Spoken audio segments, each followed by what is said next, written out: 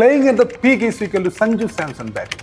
മുംബൈ ഇന്ത്യൻസിനെതിരെ സഞ്ജു സാംസൺ ഈ IPL രണ്ടാമത്തെ century കുറിച്ചത് കണ്ടതിനു ശേഷം ഇർഫാൻ പത്താൻ അദ്ദേഹം സോഷ്യൽ മീഡിയ പ്ലാറ്റ്ഫോമായ എക്സിൽ കുറിച്ചത് ഇങ്ങനെയാണ്: ഒരു ബാറ്റ്സ്മാൻ അദ്ദേഹത്തിന്റെ ഏറ്റവും വലിയ ഫോമിന്റെ പീക്കിൽ കളിക്കുന്നത് നിങ്ങൾക്ക് കാണണമെങ്കിൽ നിങ്ങൾ സഞ്ജു സാംസന്റെ ബാറ്റിംഗ് മാത്രം കണ്ടാൽ മതി.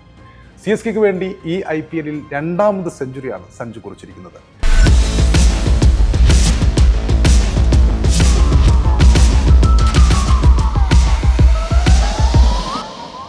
നമുക്കറിയാം, ഏതാണ്ട് ഒരു 1.5 മാസം മുമ്പ് സഞ്ജു സാംസൺ അദ്ദേഹം ലോകകപ്പിൽ 3 സെഞ്ചുറിക്ക് അടുത്തുള്ള ഇന്നിങ്സുകൾ നേടിയിരുന്നു. തുടർച്ചയായി 3 വിജയ കുതിപ്പേകിയ ഇന്ത്യക്ക് ലോകകപ്പ് കിരീടം നേടാൻ സാധിക്കാൻ ഉതകുന്ന തരത്തിലുള്ള ലോകകപ്പ് കിരീടത്തിലേക്ക് എത്തിച്ച 3 സെഞ്ചുറിക്ക് അടുത്തുള്ള ഇന്നിങ്സുകൾ കാഴ്ചവെച്ചിരുന്നു.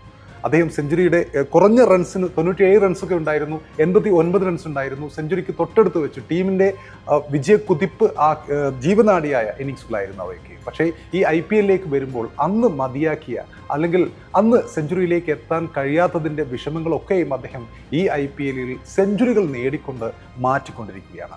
ഈ IPLിൽ 2 50+ ഇന്നിങ്സുകളും അദ്ദേഹം സെഞ്ചുറിയിലേക്ക് എത്തിച്ചിരിക്കുകയാണ്. ഈ IPLിൽ സഞ്ജുവിൻ്റെ രണ്ടാമത്തെ സെഞ്ചുറിയാണിത്. അതിനൊപ്പം സഞ്ജുവിൻ്റെ IPL ചരിത്രത്തിലെ 5ാമത്തെ സെഞ്ചുറി കൂടിയാണിത്. അതിനൊപ്പം മറ്റൊരു കാര്യം കൂടിയുണ്ട്: മുംബൈ ഇന്ത്യൻസിനെതിരെ ഒരു CSK താരത്തിൻ്റെ ആദ്യ സെഞ്ചുറി കൂടിയാണിത്. സഞ്ജു അദ്ദേഹത്തിൻ്റെ ക്ലാസ് തെളിയിച്ചു കൊണ്ടേയിരിക്കുന്ന കാഴ്ചയാണ് നമ്മൾ ഈ IPL കണ്ടുകൊണ്ടിരിക്കുന്നത്.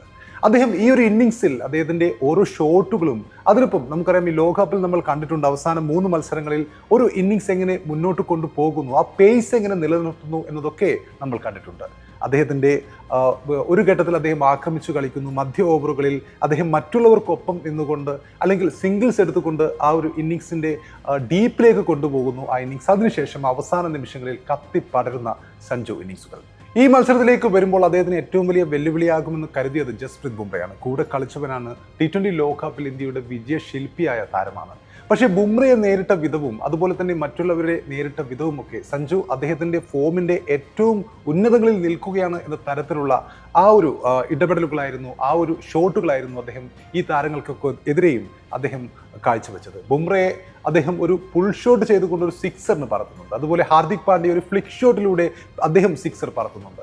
അതിനൊപ്പം തന്നെ പുതുമുഖ താരമായ ക്രിസ് ഭഗത് അദ്ദേഹത്തിൻ്റെ ഓവർ വന്നപ്പോൾ ആദ്യത്തെ പന്ത് ഒരു ബൗൺസർ എന്ന് തോന്നിക്കുന്ന തരത്തിലുള്ള ഒരു പേസ് ഫുൾ ടോസ് ആയിരുന്നു. അതിനുശേഷമുള്ള പന്ത് സഞ്ജു ആ പന്ത് നേരിട്ടതിന് ശേഷം തൊട്ടടുത്ത പന്ത് പുൾ ഷോട്ടിലൂടെ വീണ്ടും അദ്ദേഹത്തിൻ്റെ സ്ലോവർ ഡെലിവറി നേരത്തെ തന്നെ റീച്ച് ചെയ്തുകൊണ്ട് 6 പറത്തുകയും ചെയ്യുന്നു. അവസാന ഓവറിലേക്ക് വന്നപ്പോൾ സഞ്ജു 15 റൺസ് അകലെയായിരുന്നു സെഞ്ചുറിക്ക്. ആ ഓവറിൽ ക്രിസ് ഭഗത്തിൻ്റെ ആ ഓവറിൽ അദ്ദേഹം 2 സിക്സറുകളും ഒരു ബൗണ്ടറി മടക്കം നേടിക്കൊണ്ട് സെഞ്ചുറിയിലേക്ക് എത്തുകയും ചെയ്തു. ഇടയ്ക്ക് ഇതിനൊപ്പം തന്നെ നമ്മൾ ഡെവാൽ ബ്രെവിസിന്റെ ക്യാമിയോ ഈ മത്സരത്തിൽ കണ്ടു. അതുപോലെ തന്നെ കാർത്തിക് ശർമ്മയുടെ ക്യാമിയോ കാണുകയുണ്ടായി. സർഫറാസ് ഖാൻ, ഒബേർട്ടൺ ഇവരൊക്കെയും വന്നിട്ടുണ്ട്. ഇടയ്ക്ക് സഞ്ജു ഈ ഇന്നിങ്സിനെ പേസ് ചെയ്ത വിധം തീർച്ചയായും ഒരു ഇന്ത്യൻ ബാറ്ററെ സംബന്ധിച്ചിടത്തോളം ഇന്ത്യയുടെ മറ്റു ഓപ്പണേഴ്സിനെ അപേക്ഷിച്ച് നോക്കുമ്പോൾ അദ്ദേഹം ഈ ഇന്നിങ്സ് പൂർണ്ണമായും ഞാൻ കളിക്കാൻ തയ്യാറാകുന്നു എന്ന തരത്തിൽ തന്നെയാണ് അദ്ദേഹത്തിൻ്റെ ഒരു മൈൻഡ് സെറ്റ് ചെയ്തിരിക്കുന്നത് എന്ന് വേണം കരുതാൻ. ഇടയ്ക്ക് ഇന്നിങ്സിൻ്റെ പേസ് കുറഞ്ഞപ്പോൾ ഒരറ്റത്ത് സഞ്ജു അവിടെ ഉണ്ടായിരുന്നു. മറ്റുള്ളവർ ഡെവാൽ ബ്രെവിസിന് ആക്രമിച്ചു കളിക്കാനുള്ള സ്പേസ് അവിടെ അദ്ദേഹം നൽകുന്നു. ഒവേർട്ടിന് അങ്ങനെയൊരു സ്പേസ് നൽകുന്നു, കാർത്തിക് ശർമ്മയ്ക്ക് നൽകുന്നു. ഇടയ്ക്ക് മധ്യനിര ഒന്ന് തകർന്നപ്പോൾ ഒരറ്റത്ത് അദ്ദേഹത്തിൻ്റെ സഞ്ജു അവിടെ നിൽക്കുന്നുണ്ട്. അദ്ദേഹത്തിൻ്റെ ആ ഒരു സമയത്തെ മുഖം എന്നുള്ളത് വീണ്ടും ഒരു തകർച്ച നേരിടാൻ പോവുകയാണോ CSK എന്ന തരത്തിലുള്ള ഒരു മുഖഭാവം കൂടി ഉണ്ടായിരുന്നു. പക്ഷേ പിന്നീട് അദ്ദേഹം അവസാന ഓവറുകളിൽ തകർത്തടിച്ചുകൊണ്ട് ഈ മുംബൈ ഇന്ത്യൻസിനെതിരെ ടീമിൻ്റെ സ്കോർ 200 കടത്തുന്ന കാഴ്ചയാണ് നമ്മൾ കണ്ടത്. അപ്പോൾ സഞ്ജുവിനെ സംബന്ധിച്ചിടത്തോളം അദ്ദേഹം എത്രത്തോളം മികച്ച ഫോമിലാണ് നിൽക്കുന്നത് എന്നതിൻ്റെ ഏറ്റവും വലിയ ഉദാഹരണമായിരുന്നു ഈ മത്സരത്തിലെ ഇന്നിങ്സ്. ഈ സെഞ്ചുറി എന്ന് പറയുമ്പോൾ അദ്ദേഹം ആദ്യ മത്സരങ്ങളിൽ ഫോമൗട്ടായിരുന്നു. ആദ്യ 3 മത്സരങ്ങളിൽ വേണ്ടത്ര റൺസ് നേടാൻ കഴിഞ്ഞിരുന്നില്ല. 10ൽ കുറവ് റൺസിന് മാത്രമായിരുന്നു അദ്ദേഹത്തിന് ആ സമയത്ത് എടുക്കാൻ കഴിഞ്ഞത്.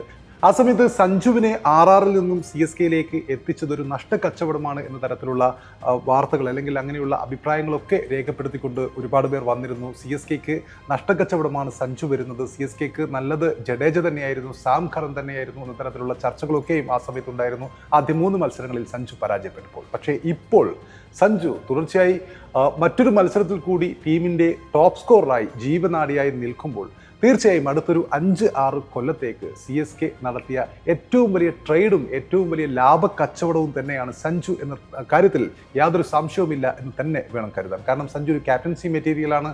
ഋതുരാജ് ബാറ്റിങ്ങിന് ഇങ്ങനെ പരാജയപ്പെടുന്നത് നമ്മൾ കണ്ടുകൊണ്ടിരിക്കുന്നുണ്ട്. അപ്പോൾ ഭാവിയിൽ സഞ്ജു സാംസൺ ഋതുരാജിൽ നിന്നും ക്യാപ്റ്റൻസി ഏറ്റെടുക്കാനുള്ള സാധ്യതയും വിദൂരമായ ഒരു കാഴ്ചയേ ആവില്ല. കാരണം സഞ്ജു അത്രയും വലിയ ഫോമിലാണ് ഇപ്പോൾ കളിച്ചുകൊണ്ടിരിക്കുന്നത്.